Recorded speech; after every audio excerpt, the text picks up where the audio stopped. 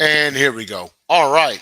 Welcome to tonight's episode of Sports Business Insider, brought to you live by the Sideline Sports Network. I'm here with my partner, Sean Russey, the MLB NFL agent extraordinaire.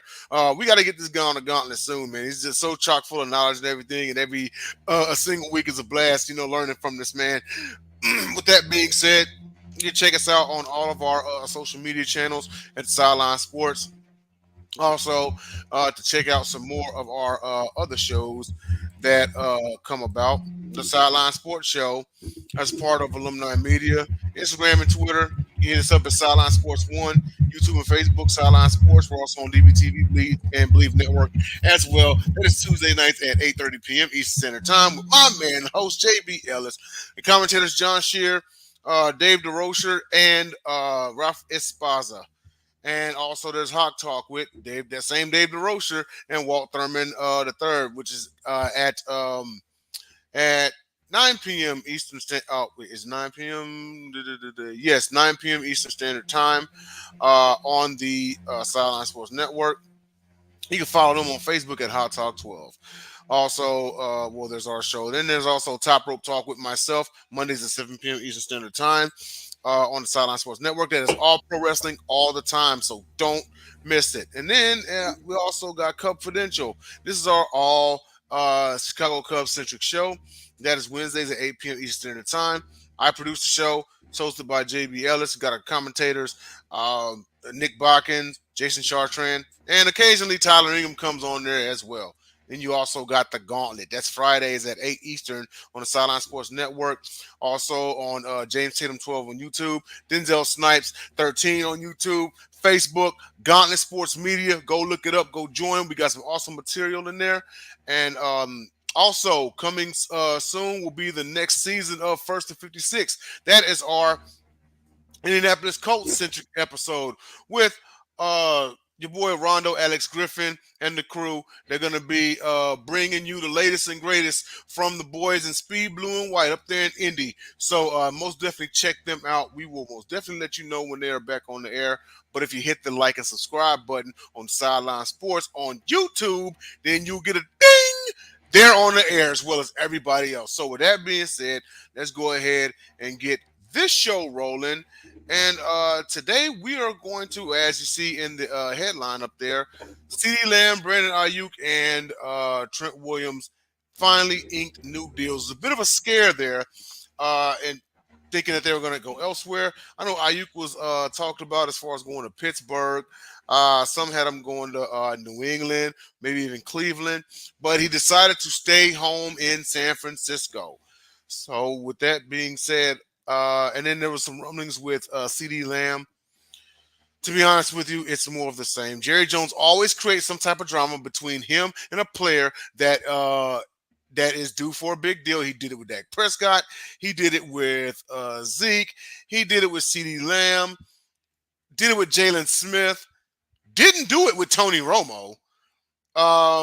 But he did it with a ton of others also, and this is what it is. I mean, shoot, even Emmitt Smith held out the first two games of the 94 season. So yeah, so with that, or 93 season, excuse me. But yes, we're gonna, matter of fact, speaking of Cowboys, we're gonna go ahead and kick this off. Wide receiver CeeDee Lamb, he got the bag, 4 years, $136 million, $38 million signing bonus.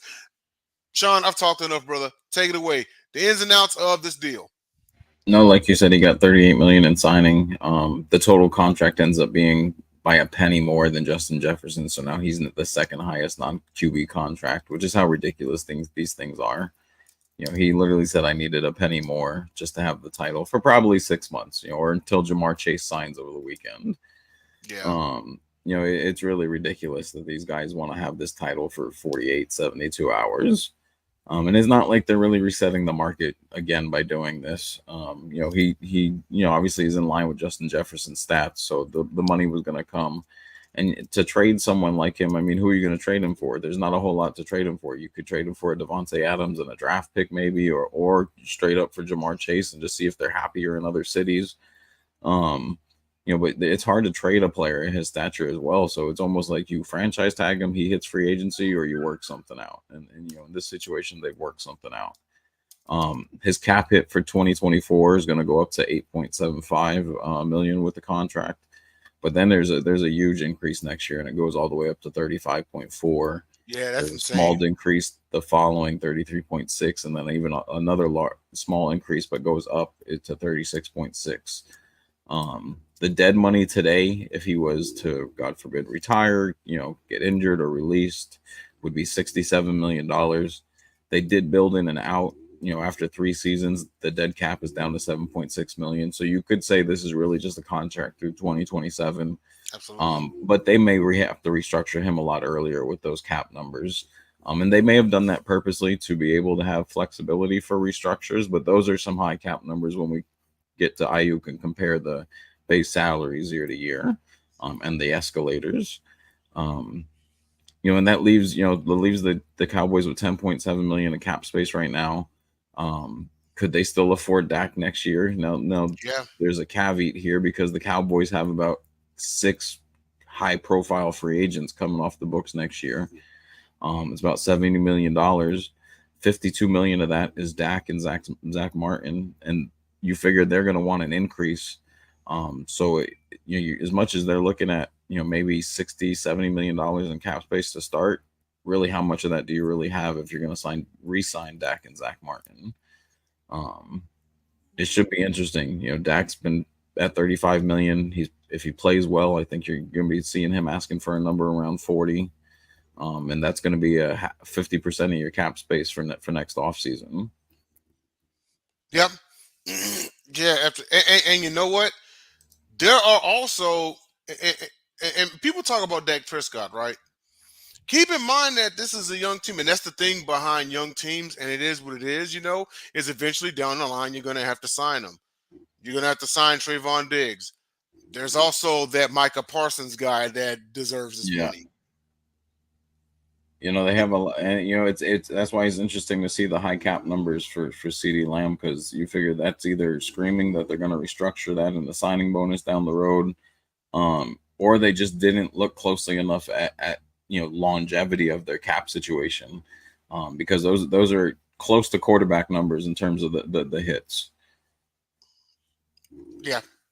Let me see here. And so, with that being said, let me see here.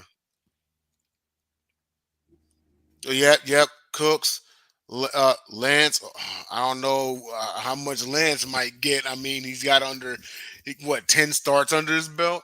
And he's Uh, only on that list because he takes 6 million off their cap because he's still under his Niners first round contract. he They never sure is. restructured him, so it gives a. They have about 20 free agents next year, but the other dozen or so make less than $1 million base salary, so it's not a huge impact like these six are. Oh, okay, understandable. All right, well, and you know what? They got everything worked out. Well, for now, anyway. Um, I don't know, man. I get the ill feeling. Well, me personally, I think this is Dak's last year in Dallas anyway. I don't think they'll have to Yeah, worry about Dak. I think this is his there's a, last year in Dallas. there's a lot of rumblings that he's going to make his way to Vegas somehow or another. It should be really interesting. The Raiders have the cap space to do it next offseason, especially if it's a 2 or 3 year deal, especially with given Dak's age at that time. It'll be really interesting to see what happens. Yeah, yeah, absolutely. Well, next up, someone that a lot of people had going to another team, and at the last minute they worked out a deal. Brandon Aiyuk got 4 years, $120 million extension. He's catching a cool 76 million guarantees, 45 million guaranteed at signing, another 23 million that he can earn up to in signing bonus plus roster bonus. If you want to dig more deeper into this, Sean. Yeah, and it's interesting that the deal he signed is actually less than what the Patriots offered him, which kind of says he wanted to stay in San Francisco the whole time, but he just wanted to get to at least that 30 million number, because he did turn down 32.6 annually from New England, which is about 2.5 more than he's getting from San Francisco, at least in terms of annual division. Um, he's going to become the sixth highest paid receiver in the NFL, which is probably about right in terms of how he's statistically the last couple of years compared to the other guys that got extensions this offseason. I expect that he'll drop down to seventh once Jamar Chase signs his new deal here, which is expected, I would assume, shortly. So he'll be the seventh highest paid wide receiver in the NFL when the season is all said and done. Hmm. I think that's good in line, but I think the biggest differences that you'll see here is the base cap hits. CD Lamb is at 8 to start this season. Brandon Ayuk is at 5.7, and then the increase is only 11.1 next season, and then only to 16.2 in 2026. His huge increase doesn't hit till 2027, where it's going to then be 42 million. But the Niners also put the out in 2026, making his dead money in 2027 9.2 million. So I would expect in 2027 that would be the year Ayuk either moves on or gets restructured. And I think what they're doing is basically they've given themselves 2 years to look at Pearsall and Jacob Cowing. They're two rookie Hmm. wide receivers from the draft, and Right. then they can make a decision whether they restructure and keep them, or do they move on from the young guys who haven't developed yet. But they've kept the contract team friendly. Now, just like CD Lamb, if something were to happen today or immediately, the dead money is 45 million. It But is. again, there's a $20 million difference there, and CD's Lamb contract is obviously a little richer. But you can just see the difference in how these two teams approach the cap and how to keep base numbers down. And it's one of the reasons the Niners have one of the most stacked rosters in the league right now. Now, I'm going to ask the question that the general viewer um, likely has on their minds right now. Where does Brock Purdy fit into all this as far as him getting his contract? Well, and we'll touch more on this in a second. But even after Trent Williams, the Niners still have $45 million in cap space. Okay. And we'll touch more on the cap situation, but we'll touch on that after we talk about how they got Trent Williams done. No, no, you know what? That's perfect. We're rolling right into a great segue. Trent Williams, he signed his deal. 3 years, 82.69 million, 48 million at signing. Um, the bigger signing bonus out of the three subjects today, but the smallest contract. But he's out. But for an offensive lineman, that's pretty generous. 82 million. Yeah, and his career earnings are now up to almost 360 million. It makes him the richest non QB in NFL history. That's Um, insane. he came out and stated he intends to play out the contract. Now, whether health catches up with him at some point and doesn't allow him to do that, but the fact that he's saying he is going to play this out, maybe this is his final contract, but that means he'll be retiring at 40 years old. And for an offensive lineman, that is pretty amazing. That is The amazing. long, and he's played almost 15, 16 games consistently. He hasn't missed a whole lot of time due to injuries. He obviously had the issues in Washington, but before that 1 or 2 seasons there, he really was not an injured player. And after that situation, he hasn't been unhealthy other than missing 1 or 2 games, which is pretty common across the league at this point. And you know Um, what? Go And ahead. I'm sorry. Go ahead. No, go ahead. Oh no, I was going to say. So, if you could do a quick breakdown on exactly how did Trent Williams's deal get done? Yeah, and I think that's where a lot of people were, curious. How do you afford Ayuk? How do you afford Trent Williams if they're both holding out and they both are due, huge money deals because of their positions and because of what they've done previously? So Malik Collins, who was actually a new player for the Niners, who came from the Texans in the offseason, He they did. converted 6.79 million of his salary into signing bonus, which created about 5.5 million in cap space. I think that was the first domino to kind of fall on Labor Day and kind of gave the signal that the Trent Williams deal was getting done. And then the second one was Debo Samuel. They gave him 20 million of converted salary, creating 16.5 million in cap space. So over 24 hours, they created $21 million in cap space before even inking these new deals. Um, and it also, for the Samuel contract, a little note, it makes this year the last year of any guaranteed money on Samuel's contract. So now they have even easier out on Debo. Oh wow! Should he decide to Uh, move on or resign?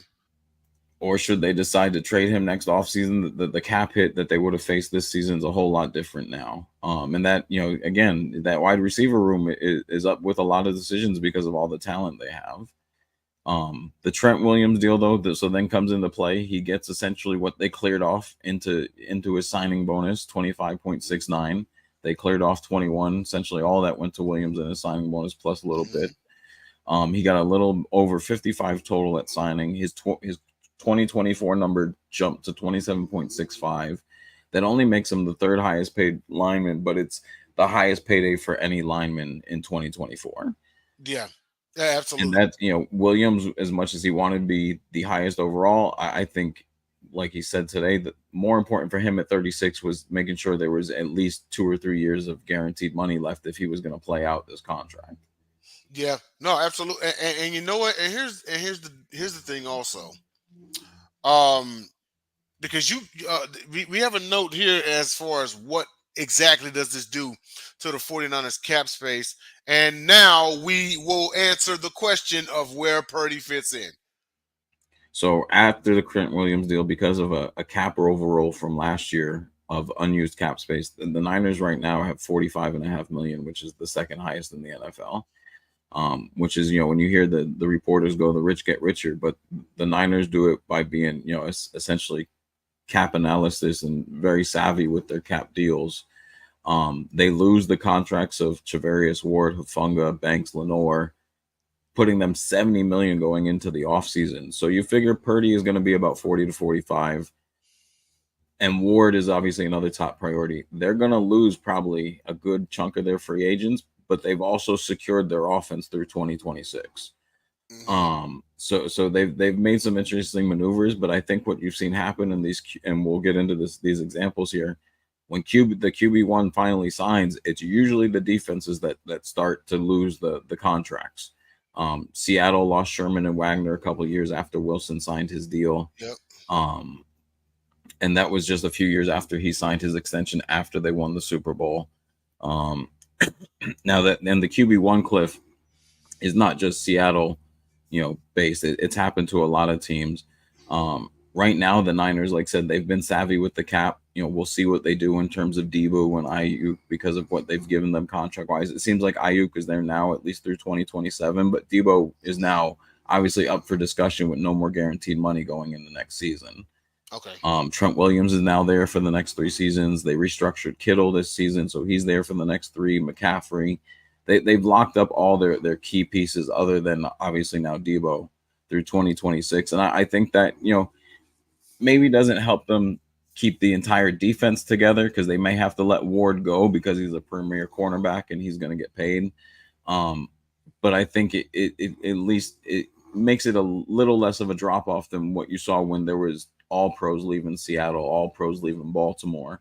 Hmm. Because the Niners, as much as they have a few stars on defense, Warner and Bosa, they really just have above average guys that happen to cost a lot of money because they get put the statistical output.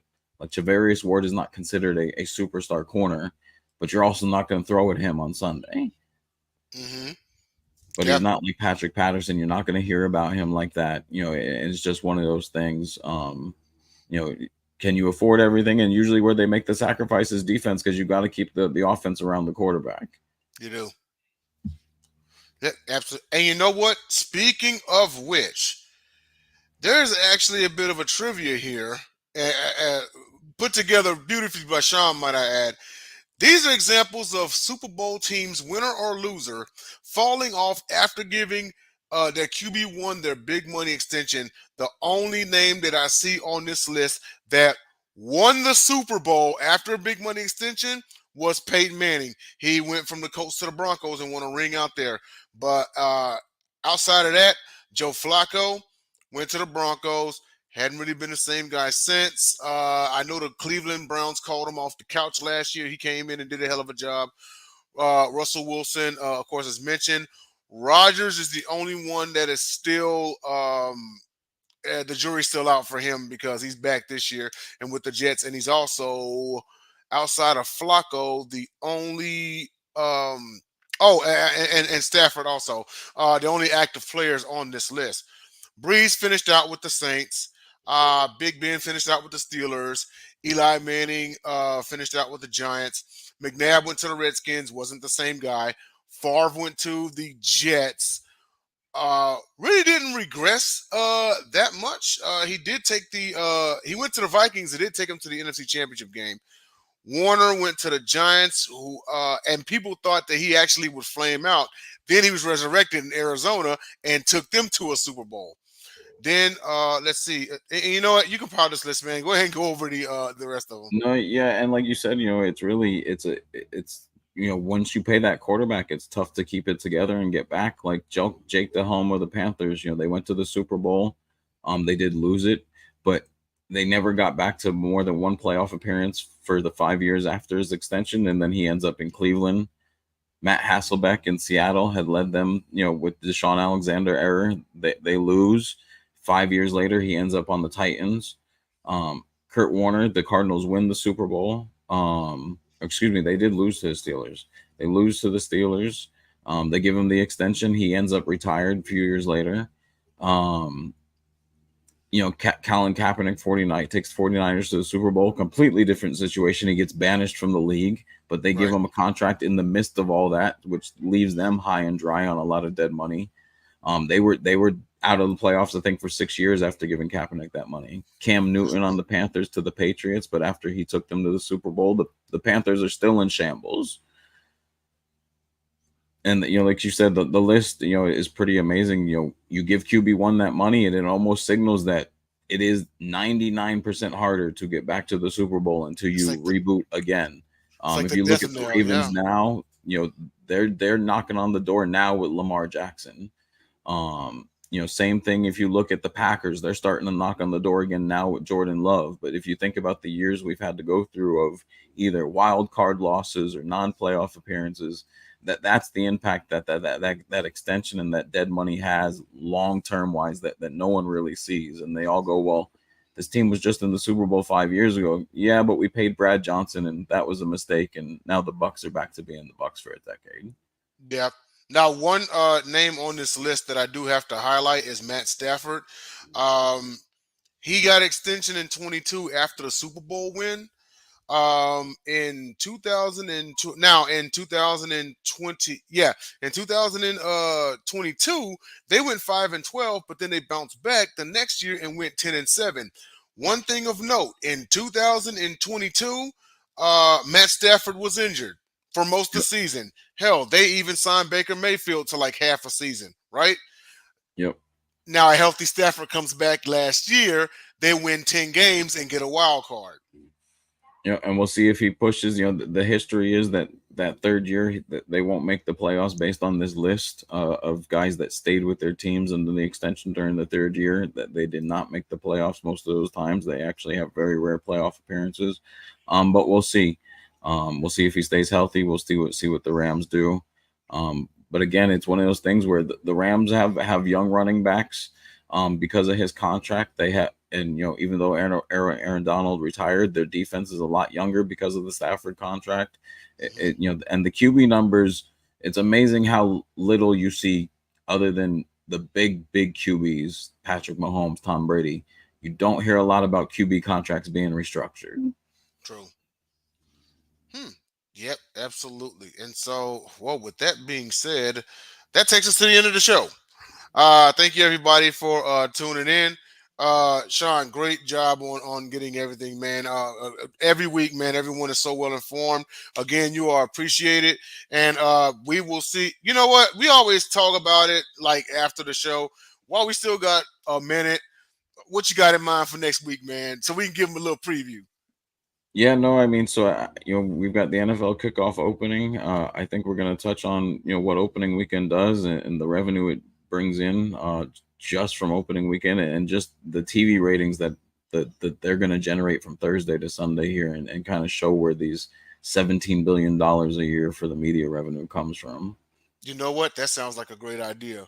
What do you think about an episode next week on television ratings? Because not only do we have opening day tomorrow, we got the game in Brazil. Yep. And So, then it's so a we whole it's basically New Year for football, right? We've got Thursday football. I think you have college games tomorrow as well as Ravens and Chiefs. You got Friday football in Brazil, like you said. You've got Saturday college football. Got the full slate Sunday, and then the Jets and Niners capping everything off on Monday night. Yeah. Oh, yeah. Absolutely. And yeah, I think that's what we'll end up doing. And you know what? We'll go ratings for the whole weekend. I know, but man, but when you think about highlighting Thursday and Friday, especially Friday one, man, it's first ever game in Brazil. I'm curious to see how that turnout's going to be. Absolutely. Well, hey, everyone, for Sean Rusty, this is Denzel Snipes. Thank you for tuning in to another episode of Sports Business Insider. We will see you all next week.